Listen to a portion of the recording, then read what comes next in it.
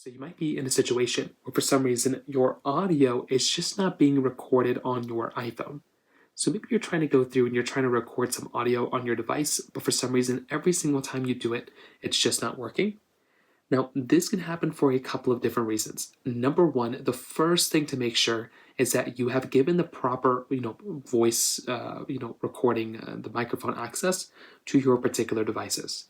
So the first thing you're going to want to do is make your way over to your settings application on your iPhone, scroll over into your apps panel, and find the particular application that you want to go ahead and give access to your particular device. So in this case, you can see I have a bunch of applications. If I tap on Facebook, you might be able to see that one of the options here might be microphone. So I can go through and just enable that microphone option. So go through, try to find the application and try seeing if you need to actually manually go through and give it microphone access, which most of the time is probably going to be what you need to do, which is right there. Now, sometimes if you do that and that's still not working, the next thing you might want to try doing is to go through and see which application you're recording audio in.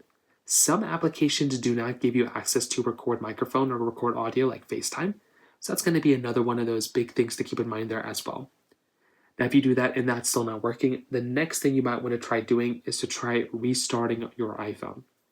So go through, hold down those buttons to restart your phone, give it a few moments, restart it, and you want to see if that ends up fixing the problem for you as well. If that doesn't end up doing it, the next thing you're going to want to try doing here is to try updating your iPhone.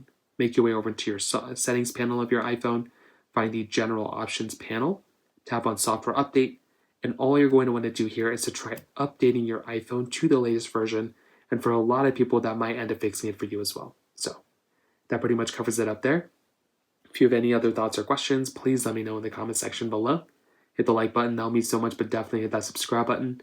More importantly than everything else, I love every single one of you guys. Hopefully I'll catch you guys in the next video. Peace out till then.